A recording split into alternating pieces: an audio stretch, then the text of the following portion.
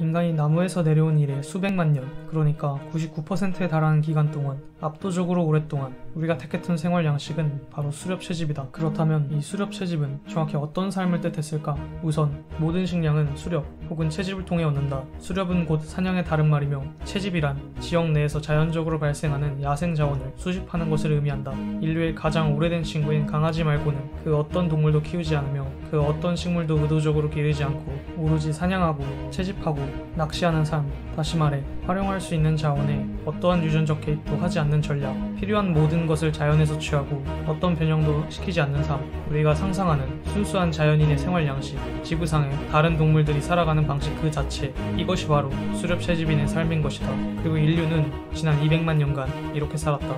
이런 삶을 내팽개친 지는 겨우 최근에 1만 년 남짓밖에 되지 않았다. 수렵채집 사회는 옮겨다니는 소규모의 집단들로 이루어져 있었다. 이들은 매우 넓은 지역에 성글게 분포했는데 인구 밀도는 대체로 여의도 한 개 면적당 한 명을 넘지 않았다. 어느 날 32,905명이 사는 여의도에서 나 혼자 산다를 찍을 수 있었던 것이다. 그런데 사실 이건 수렵채집 사회의 인구수를 꽤나 후하게 가정했을 때의 경우다. 실상은 여의도 10개 면적당 한 명 정도밖에 인구 밀도가 되지 않는 경우도 많았기에 여의도 면적 10배 정도인 오늘날 송파구 인구수가 2024년 주민등록 통계상 65만 3,447명이었다는 걸 생각해보면 우리는 수렵채집 사회를 살던 조상들에 비해 65만 배 좁은 땅에서 얼굴을 맞대고 살고 있는 것이나 다름없다. 물론 이때의 수렵채집인들이 여의도나 송파구 같이 거대한 지역에 한두 명씩 동굴에 틀어박혀 외따로 살아간 것은 아니다. 무리지어 사는 것이 홀로 살아가는 것에 비해 훨씬 유리하다는 것을 영장목의 짐승들은 아주 옛날부터 알고 있었다. 이 수렵채집인들 또한 작게는 한 쌍의 커플, 많게는 8명가량의 혈연으로 이어져 있는 아주 끈끈한 가족을 이뤘으며 다시 그 가족들이 모여 작게는 20에서 많게는 150마리 남짓의 국지 집단을 이뤘다. 자그마한 이 무리가 수렵채집 사회의 표준적 집단, 움직임을 함께하는 최소단이었다. 굳이 따지자면 사실 송파구 전체에 아무도 살지 않았을 확률이 더 높다. 대신 서울시 전역에 걸쳐 최소 20여 명에서 최대 200여 명가량의 수렵채집인들이 살았을 것이다. 어쩌면 서울시 전역에 단 하나의 집단도 없었을지 모른다. 많아봐야 한둘 정도의 국지 집단이 무리지어 어떤 날에는 관악에서 물고기 잡고 어떤 날에는 송파에서 멧돼지 잡으며 서울 이곳저곳을 그때그때 옮겨 다녔을 것이다. 오늘날의 현대인이 2만 년 전에 한반도에 간다면 사실 2만 년 전에는 한반도가 없긴 했지만 이때의 인류는 그야말로 천연기념물이었을 것이다. 하루 종일 서울시 전역을 헤집어도 사람 한 명 찾아보기가 힘들었을 테니까 말이다. 이 국지 집단은 대체로 부계적 공통성을 가진 집단이었을 것이다. 이 말은 곧 집단의 남성들끼리는 서로 가까운 혈족 관계이며 집단의 여성들은 상대적으로 외부에서 합류하는 경우가 많았다는 것이다. 이는 침팬지 집단에서도 마찬가지의 경향을 갖는다. 한 집단의 수컷 침팬지들은 외부에서 흘러들어온 수컷 침팬지는 살해하지만 외부에서 흘러들어온 암컷 침팬지들은 마다하지 않는다. 수렵채집 사회의 인간들도 마찬가지였다. 국지 집단은 다시 더 거대한 지역 집단을 이루는데 이는 침팬지와는 구별되는 호모 속 인간들만의 독특한 면모였다. 만약 지리적 환경이 허락한다면 다시 그 무리들이 한 곳에 모여 500여 명가량의 거대한 집단을 이루기도 했다. 이 500명가량의 집단이 호모 사피엔스가 종 번식하는 개체군을 이루는 최소단이었지만 사실 500명 집단이 오랫동안 모여있을 만큼 풍부한 식량 자원이 있는 곳은 지구상에 몇 군데 되지 않았기 때문에 실제로는 수십 명가량의 국지 집단들이 야생식물의 생장 주기와 짐승들의 이동에 따라 꾸준히 옮겨다니며 혼인을 위한 주기적인 회합을 가졌을 것이다. 수렵채집 사회의 생활 수준은 이후에 등장한 농경사회의 그것에 비해 훨씬 나았다는 것이 현재까지의 정설이다. 열대지방의 수렵채집인은 하루에 최소 4,000칼로리가 필요하다. 이건 섭취하는 음식뿐만 아니라 각종 도구, 그리고 간단한 옷가지나 주거지를 다 포함한 에너지의 총량이다. 열대의 고온 다습한 환경은 풍부한 식물 자원을 허용하기 때문에 열대 수렵채집인들은 대부분의 에너지를 식물에서 얻곤 한다. 반면 극지방의 수렵채집인은 이것보다 최소 2배의 칼로리가 필요했다. 강력한 추위는 훨씬 더 두껍고 제대로 된 집을 강요했기 때문이다. 무엇보다 이곳에선 식물 자원이 빈곤하기에 대부분의 에너지를 동물, 특히 물고기에서 얻어야만 했다. 남자는 주로 사냥과 간단한 석기 만드는 일을 했을 것이고 여자는 식물 자원을 채집하고 음식을 만드는 일을 했을 것이다. 성에 따른 남녀의 역할 구분은 존재했지만 그리 엄격하진 않아서 상황에 따라서는 여자 사냥꾼이나 남자 요리사가 분명 존재했을 것이다. 이들은 최적의 환경에서는 하루에 4시간가량만 활동해도 하루에 필요한 칼로리를 확보할 수 있었고 나머지 시간에는 여가 활동을 했다. 농경사회를 살며 땅의 메인 존재였던 대다수 농민들이 하루 종일 뼈 빠지게 일해야 겨우 굶어 죽지 않을 정도로 먹고 살았던 것과 비교하면 삶의 질 자체가 차원이 다른 수준이었다. 그래서 과거학자들은 수렵채집 사회를 원시의 풍요로운 사회라고 간주하기도 했다. 실제로 출토된 유골들을 발굴한 결과 수렵채집인들은 육체적으로 이후의 농경사회 구성원들에 비해서 훨씬 건강했음이 밝혀졌다. 그러나 수렵채집 사회가 늘상 풍요로웠던 것은 아니다. 이들의 풍요로운 삶이라는 것은 자연이 허락하는 한 일시적으로 가능했던 것일 뿐이었다. 그리고 자연은 변덕쟁이였다. 또한 집단 내적으로도 인구 증가로 인한 주기적인 압력이 이들로 하여금 최초의 전쟁과 기근을 강제했을 것이다. 태어난 아이의 절반 이상이 15살이 되기 전에 죽었고 성인기를 거친 사람들은 대개 40살 전후로 세상을 떴다. 수렵채집 사회에서는 어린아이들을 제거하는 풍습이 만연했다. 특히 어린 여자아이들이 고의적인 비속 살해의 주 대상이었다. 인구 증가를 억제하고 전쟁을 막기 위해서였다. 가장 약한 사람들을 예방적으로 제거하는 무서운 길을 걸어가기 시작한 것이다. 그리고 이 피 묻은 길은 200만 년 동안 이어진다. 인류가 가장 오랫동안 계승해온 생활 양식이 곧 가장 인간적인 일이라면 우리의 역사에서 가장 인간적인 일은 바로 자기 자식의 존재를 지우는 일일지도 모른다. 수렵채집 사회의 교육은 농경사회와는 달랐다. 일단 아이를 키우기로 결정하면 수렵채집 사회인들 또한 그 누구 못지않게 아이들에게 애정을 쏟았다. 수렵채집 사회의 어린이들은 농경사회의 어린이들에 비해서 훨씬 자유로운 생활을 누릴 수 있었다. 농경사회의 어린이들은 부모에게 복종하는 법과 책임을 지는 법을 주로 교육받았지만 수렵채집 사회의 어린이들은 독립적이고 자율적으로 행동하며 유의미한 성과를 내는 법을 자연스럽게 체득했다. 아이들은 비참한 생계노동을 하거나 형제 자매를 부모 대신 양육하는 일 대신 주변 환경을 탐색하며 훌륭한 수렵채집인으로서의 자질을 선행학습한 것이다. 소년들은 주로 장난감 활을 가지고 사냥놀이를 했고 소녀들은 야채를 채집하거나 조리하는 일을 하곤 했다. 겨우 3살에 토끼 같은 소동물 사냥을 시작하고 4살에 직접 불을 피우고 조리를 하며 5살이 되기 이전에 자기가 먹을 식량의 절반을 구할 수 있었고 6살이 되면 4분의 3가량을 마련할 수 있었다고 한다. 아이들에 대한 부모의 개입이 적어 보이는 이러한 교육 방식이 현대인의 시각에서는 방치의 일종으로 보일 수도 있다. 그러나 실상 농경사회에 비해 수렵채집 사회의 어린이들은 더 많은 부모 이외의 어른들에게 더 많은 가르침을 받았다. 수렵채집 사회의 아버지는 농경사회의 아버지들에 비해 육아에 더 많은 도움을 주며 공동체의 노인들 또한 아이들에게 부족의 신념 혹은 영적인 무언가에 대한 가르침을 주었다. 이 가르침 중에는 인류의 오랜 머신, 동물들에게서 배우는 것이 포함되어 있다. 언어의 발달과 함께 수렵채집 사회의 장로들은 무언가를 은유하는 것이 특히 어린아이들을 가르칠 때 효율적이라는 사실을 깨달았다. 벌꿀 길잡이새와 인간 부족이 맺고 있는 오랜 동맹관계는 협동하고 공유하는 것이 얼마나 서로에게 이익이 되는지를 가르쳐주는 대표적인 사례였다.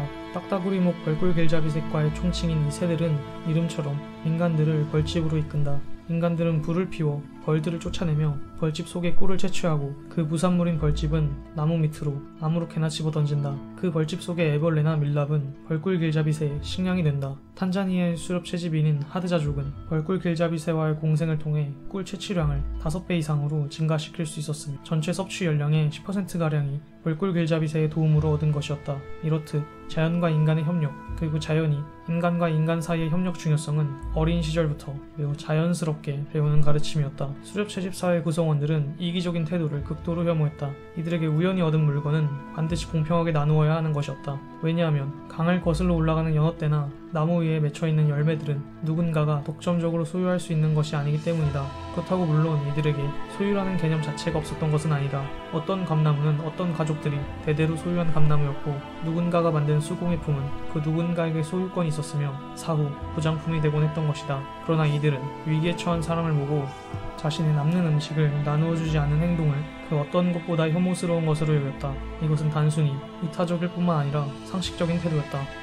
고정된 소출을 기대할 수 없는 수렵채집 사회에서 음식물은 쉽게 부패했고 이번 달에 운 좋은 부자는 종종 다음 달에 운 없는 거지가 되곤 했다. 만일 오늘 내가 굶주린 수렵채집인에게 음식을 나누어주지 않는다면 그 사람은 죽게 될 것이고 이들에게는 곧 살인행위나 다름없었다. 미래에 굶주린 나 또한 어떤 음식도 못 받는다면 비참하게 죽게 될 테니까 말이다. 또한 그들은 평등을 중시했다. 이 사회에서는 모두가 먹고 사는 것에 있어서 권위를 동등하게 가진다. 존경하는 재판장님이란 존재하지 않으며 한 사람 한 사람 모두가 대통령이자 헌법재판관이자 국회의원이자 대법관인 세상이다. 이들 수렵채집사회 구성원들은 위계질서에 대한 반감을 공유하는 경향이 있다. 집단 공동의 결정은 주로 다수결로 정해졌고 간혹 지혜를 가진 리더가 필요한 상황에서도 이는 단기적인 선출제 우두머리인 경우가 많았다. 간혹 어떤 단기 우두머리가 본인의 능력을 과신하며 집단의 영구적인 우두머리로 행세하려는 경우 구성원들은 간접적으로는 그를 조직적으로 조롱하며 따돌렸고 직접적으로는 마법을 걸어 살해하기도 했다.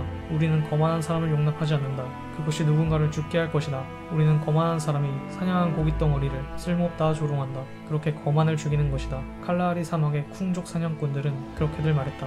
그들은 거만한 사람을 죽이는 의식에서의 죄책감마저 공유했다. 구성원 처형은 고슴도치가 될 때까지 독화살을 쏴갈기는 식으로 이루어졌는데 이때 부족 구성원 모두가 함께 독화살을 쏘고 다같이 그 시체에 함께 창을 찔러 넣어 확인 척살했다. 그러나 이토록 이타적이고 평등한 수렵채집 사회는 동시에 극도로 폭력적이었다. 사실 아까 전 하드자족과 벌꿀길자비새의 공생에서는 한 가지 씁쓸한 뒷이야기가 있다. 하드자족은 벌꿀길자비새가 배부르게 되면 길자비의 빈도를 줄일까 염려했고 채취한 벌집을 나눠주는 대신 될 수 있으면 불구덩이 속으로 집어넣어 계속해서 길자비새가 굶주린 상태를 유지하도록 했던 것이다. 될 수 있으면 협력하고 될 수 있으면 공유한다. 그러나 될 수 없는 경우 그땐 폭력이 모든 것을 해결할 수 있었다. 2020년대 대한민국에서 사는 사람이 누군가에게 살해당함으로써 인생의 종지부를 찍을 확률은 0.1%도 채 되지 않는다. 그러나 만일 신석기 시대의 한반도였다면 이야기가 달라진다. 최소 10%에서 많게는 25%에 달하는 신석기 한반도인은 누군가에게 살해당해 생을 마감했을 것이다.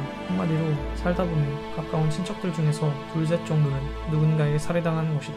멕시코 국경지대의 우범지역에서 밤늦게 수상한 무리의 사람들에게 시비를 걸며 돌아다니거나 카르텔의 히트맨으로 소속돼 어둠의 생활을 하는 것보다 어느 수렵채집사회 공동체의 일원으로 살아가는 것이 최소 10배는 더 살해당할 확률이 높았을 것이다. 1961년 인류학자 칼 하이도는 잃어버린 낙원 샹그릴라로 불리곤 하던 어느 수렵채집사회의 부족에 영역을 찾아갔다. 울창한 계곡과 비옥한 초록 평원의 그곳은 발견된 지 고작 15년 정도밖에 되지 않았던 미지의 세계였고 하이도의 눈엔 그곳에 살던 데니족은 그야말로 때묻지 않은 순수한 사람들이었다. 그러나 동시에 그들은 당시 지구상에서 가장 높은 살인율을 보유하고 있었다. 데니족의 여자들 중 5손가락이 온전한 사람은 없었는데 어린 시절부터 전쟁에서 희생된 전사들을 추모하기 위한 의식에 희생되었기 때문이었다. 마을과 마을이 전투를 벌이면 한쪽 마을이 완전히 절멸되는 경우는 예사였다. 수렵채집인들의 전투를 추측해볼 수 있는 증거는 매우 한정적이다. 어쩌면 고고학자들이 전투의 흔적이라 추측했던 몇몇 유물과 뼈의 흔적들은 사냥과 사냥으로 인한 상처일지도 모른다. 그러나 몇몇 흔적들은 분명 인공적인 원인에 의해, 그러니까 같은 인간에 의해 발생했다. 최근의 연구 결과들은 하나같이 사냥에 대한 의존도가 높은 집단일수록 대인 폭력 사태의 빈도 또한 비례해서 증가한다는 사실을 지적하고 있다. 그러니까 수렵채집사의 사냥감 중에는 분명 같은 인간도 있었다는 것이다. 이는 인간 이외의 동물들이 서로의 영역을 두고 다투는 것과 비슷했다. 수렵채집사회의 인구 밀도가 극단적으로 낮다고 해서 자원을 둔 경쟁이 벌어지지 않았던 것은 아니었는데 특히 사냥감이 풍부한 강호기 지역처럼 풍요로운 몇몇 지역을 놓고 벌어진 경쟁은 극심했을 것이다. 이러한 공간에서는 인구 밀도 또한 여의도 하나 면적당 10명 정도로 비정상적으로 높았는데 대부분의 수렵채집사회에서 보여지는 0.1명에서 1명 수준의 인구 밀도에 비하면 지극히 빽빽했을 것이며 평균적인 인구 밀도 수준을 갖는 수렵채집사회에서도 이러한 부족 간의 영역 권리는 매우 엄격하게 존중되었고 다른 집단의 영역을 침범하는 것은 유혈사태를 불렀다. 그것은 조상들이 머무는 신성한 공간을 범하는 것이자 한 부족의 식량을 약탈하는 것으로 받아들여지곤 했다. 뿐만 아니라 일부 수렵채집인들은 식량이 부족하지 않은 상황에서도 그저 재미로 다른 부족의 여자를 납치하기 위한 습격을 일삼았다. 첫 동기가 무엇이 되었든 일단 한번 습격이 벌어지면 식량을 약탈하고 타 부족의 성질을 더럽히며 여자들을 납치해오는 일들이 복합적으로 벌어졌다. 그러나 이러한 유혈극들은 수렵채집사회의 구성원들이 전부 사이코패스에 가까운 심성을 지녔다든가 폭력으로 모든 것을 해결할 수 있다는 문화를 가지고 있기 때문에 벌어진 것은 아니었다. 집단 내부에서 갈등을 일으키는 사람들은 대체로 여러 사람들로부터 가벼운 조롱과 구박을 들었고 갈등이 심해지는 경우 대개는 한쪽이 충돌을 회피하기 위해서 그 지역을 훌쩍 떠나버리는 경우가 보편적이었으며 충돌을 회피하는 것 또한 이들에게 미덕으로 여겨졌다. 하이더는 데니족 사람들에게서 무사히 돌아왔고 그들에 대해 평화로운 사람 사람들이었다고 회고했다. 분명 하이더는 부족 간의 유혈 사태나 무시무시한 매복 공격을 여러 차례 목격했지만 가까이서 본 데미족은 일상생활에서는 더없이 선량하고 차분한 사람들이었다. 화를 내는 경우는 거의 드물었고 언제나 노래를 불렀다. 데니족은 분명 평화로운 사람들이었다. 그리고 근처 타가리강 유역의 훌리족 또한 외부의 적에겐 극도로 잔혹한 반면에 내부의 친족들에겐 한없이 관대했다. 1960년대부터 90년대까지 아마존 열대우림의 가장 고립된 전사부족에 녹아들었던 인류학자 나폴레온 셰그논의 기술 또한 이와 통하는 부분이 있었다. 그는 야노함의 원주민들에게 셰키라 불렸는데 인류학자답게 하도 이것저것 물어보고 다녀서인지 시끄러운 꿀벌이란 뜻이었다. 훗날 셰그논이 보고 경험한 야노함의족 또한 마을 사이의 전쟁은 극단적으로 잔혹했으나 가장 폭력적인 부족 구성원들이 할지라도 부족 내부에서 벌어진 갈등은 지극히 평화로운 과정을 통해 해결되는 경우가 대부분이었다. 어차피 먹을 것은 다른 지역에도 널려있고 아마 공동체 내부의 일로 어쩌다 살해당한 사람들은 대개는 현대인들이 생각하는 것만큼 그리 불쌍한 사람만은 아니었을 것이다. 이를테면 배우자의 불륜 관경을 목격했기에 그 상대를 죽이는 경우가 있겠다. 수렵채집 사회는 성적으로 열려있었다. 우리는 흔히 불륜이라고 여기는 것을 수렵채집 사회에서는 딱히 윤리적으로 잘못됐다고 여기지 않았으며 오히려 아내가 다른 남자와 친근하게 노는 것을 두고 분노하는 구성원을 조롱하는 경우가 많았다. 그런데 수렵채집 사회에서 벌어지는 살인사건의 상당수가 이성 문제의 원인을 두고 있다는 점은 무언가 의미심장하다. 그들도 우리와 같은 인간이기에 비슷한 상황에 비슷한 감정을 느꼈을 수 있으며 서로 다른 감정의 충돌은 곧 갈등을 불러일으켰을 것이다. 어떤 감정과 갈등은 현대인들도 공감할 수 있겠지만 분명 전혀 이해할 수 없는 감정에서 비롯된 현대인으로서는 불가해한 갈등의 원인들도 많았을 것이다. 그리고 현대사회에서는 이렇게 피어난 갈등을 폭력으로 해결한다는 사고방식이 대부분의 사람들에게 크게 지지받지 못하지만 수렵채집 사회에서는 아니었다. 다시 말하자면 현대의 살인사건은 그 자체로 예외적이지만 수렵채집 사회에서는 갈등 해결의 최종적 수단으로 쉽게 받아들여졌을 수 있다는 것이다. 자신이 사냥한 고기를 나누는 데 인색해하며 항상 마을 사람들과 갈등을 빚던 어떤 뛰어나지만 오만하고 폭력적인 성향을 두루 갖춘 수렵채집인이 우발적으로 분노해서 누군가를 때려 죽였다면 그 집단의 사람들은 별것도 아닌 일로 어린 개체를 때려 죽인 이 황당한 녀석에게 분노했을 것이다. 나이든 원로는 마을 사람들을 한데 모아 처벌의 수위를 다수결에 붙였을 것이다. 피해자의 가족들은 죽여 마땅하다고 소리쳤지만 대부분의 사람들은 그 형벌은 너무 가혹하다고 고개를 가로젓는다. 투표 결과 그냥 이 불쌍한 범죄자를 이 땅에 내버려 두고 다음 정기 이동을 조금 서두르자는 결론이 나왔다. 그리고 다음날 아침 이동하기 위해 일찍 일어난 몇몇 사람들이 참혹한 광경을 목격한다. 버려질 운명이었던 살인범이 기괴하게 몸이 비틀려 죽어있는 채로 발견된 것이다. 마을의 원로 할머니는 그것을 보고 이렇게 말한다. 나쁜 짓을 해서 그런지 나쁜 마법에 걸려 죽은 모양이다. 이동을 서두를 필요가 없겠다. 피해자의 가족들은 결정에 불복하던 전날 밤과 다르게 조금은 진정됐는지 차분해 보였고 마을 구성원 모두의 암묵적 동의 속에서 사건의 공소권은 사라진다. 수렵채집 사회의 정의는 대개 이렇게 이루어졌을 것이다. 기소를 해서 재판을 받게 하고 징역을 보내는 대신에 말이다. 물론 이런 집단 내부의 폭력은 매우 드문 일이었을 것이다. 어렵에 의존할수록 내부 폭력이 증가하는 양상을 보이긴 하지만 대체로 수렵채집 사회에서의 폭력은 서로 다른 집단 간에 벌어지곤 하는 외부전의 형태로 표출되는 경우가 더욱 흔했다. 시간 약속을 안 지키는 사람들은 사회에서 좋지 못한 평가를 받는다. 무엇보다 현대사회는 시간이 곧 금인사회다. 그런데 약속 시간에 매일같이 늦는 사람들이 있다. 때로는 1시간 이상 늦기도 한다. 이들은 상대방에 대한 존중이 결여된 무례한 소리를 듣는다. 이들은 말 그대로 무례합니다. 시험은 늘상 벼락치기에 잠이 들 때면 아침에 세운 이루지 못한 계획에 아른거려 눈물 흘리기를 반복한다. 남들은 약간의 의지만으로 가능한 일이 이들에겐 매우 복잡하고도 거대한 일이다. 흥미가 있는 분야에는 누구보다도 뛰어난 집중력을 보이지만 새로 시작한 일은 늘상 용두사미에 끝맺음을 제대로 하지 못하는 경우가 태반이다. 새로운 이슈가 생기면 그 이전의 이슈는 아무리 중요하더라도 까맣게 잊어버리며 마침내는 인간관계마저 파국에 이르기도 한다. 이들은 남들이야 당연하고 본인들 스스로도 대체 자신이 왜 그러는 것인지 이해하지 못한다. 이쯤 되면 정말 뭔가 이 사람들만을 탓하기 힘들어 보인다. 이 사람들은 분명 자기가 무언가 잘못했다는 걸 인지하고 있고 개선하려는 노력도 한다. 하지만 각고의 노력 끝에 어떤 것을 습관화해도 여전히 삶의 또 다른 부분에서는 우선순위를 정하지 못하거나 하나에 집중하지 못하는 데서 오는 여러 문제들을 가지고 있다. 남들로서는 상상도 못할 정도의 엄청난 노력을 늘상 하고 있을 수도 있다. 남들이 강박이라고 여길 만큼 빼곡한 계획을 종이에 항상 적고 있거나 내가 그걸 어디에다 뒀더라 가 입버릇인 이들은 바로 ADHD 환자들이다. 주의력 결핍, 과잉행동 장애를 앓는 사람들은 종종 근대 산업화 이후 사회에 적응하지 못하는 모습을 보인다. ADHD가 발현될 수 있는 유전적 조건을 지녔다고 해서 모든 이가 스스로의 장애를 의식하는 것은 아니며 개인에 따라 현대사회에 무리 없이 적응할 수도 있다. 다만 편의상 ADHD적 조건을 타고난 사람을 지금부터 ADHD로 통칭하겠다. 엄격히 통제되는 시간 개념, 체계적인 지식의 습득과 응용 등 현대사회에서의 많은 핵심적인 인간 활동들이 분명 ADHD의 특징들과 마찰을 일으킨다. 근데 신기한 사실은 이 ADHD의 핵심적 원인이 바로 유전이라는 것이다. ADHD의 유전 확률은 80%에 육박하며 정신질환 중에서도 상당히 안정적으로 유전되는 축에 속한다. ADHD가 무엇 때문에 발병하는지에 대해서는 아직 명확한 합의가 없다. 다만 도파민 수용체 유전적 이상이나 전두엽 기능 이상 혹은 신경 전달 물질 불균형과 호르몬 문제가 원인이라고 추측할 뿐이다. 그렇다면 살아가는데 이렇게 불리할 것 같은 특성이 어떻게 사라지지 않고 대를 이어 내려져 왔던 걸까? 현대인 중에서 잠재적 ADHD 환자는 전체 인구의 최대 20%가량, 무려 5명 중 1명이 ADHD거나 적어도 그 경계에 있을 것이라는 연구 결과도 있다. 보수적으로 잡는 경우 5%가량이라는데 역시 적다고는 할 수 없는 비율이다. 무엇보다 살아가는데 불리한 형질을 가진 사람이 지금까지도 이토록 많다는 게 이상한 일이다. 하지만 살아가는데 불리했다는 건 현대사회를 살아가는 오늘날의 우리들만의 이야기일지도 모른다. 만일 이들이 들짐승을 사냥하고 야생식물을 뜯어먹는 전근대의 수렵채집 사회를 살았다면 ADHD 환자들의 특징은 어쩌면 훌륭한 미덕이었을지도 모른다는 것이다.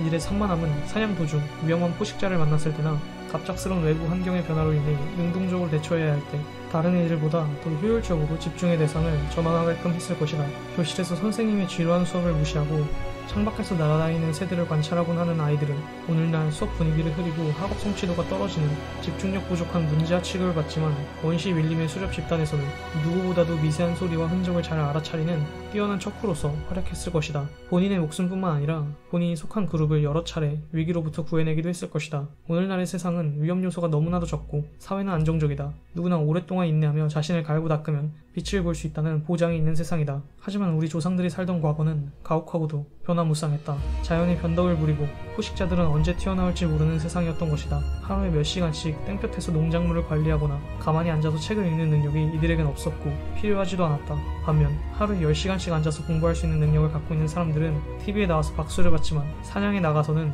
돌아오지 못할 확률이 높았을 것이다. 꿀벌집을 채취하는 데 집중하다가 그만 천천히 다가오는 곰의 발소리를 듣지 못했을 테니까. 물론 이것은 가정일 뿐이다. 오늘날의 모든 ADHD가 수렵채집 사회에 뛰어난 사냥꾼이거나 훌륭한 리더는 아니었을 것이며 고도의 인내와 유연한 집중 조절 능력을 가진 전형적 농부가 무작정 쓸모없는 존재였던 것도 아니었을 것이다. 모든 것은 단지 비율의 문제다. 인간은 사회적 동물이고 오늘날 RPG 게임에서 파티를 짜는데 패치에 따라 적절한 직군 분배가 필요하듯 적절한 ADHD 구성원과 농사꾼의 비율은 언제나 이들이 처한 환경에 따라 변해왔을 것이다. 단지 수렵 채집 사회에서는 효율적인 ADHD 구성원의 비율이 농경 사회나 오늘날의 현대 사회에 비해 높았을 뿐이다.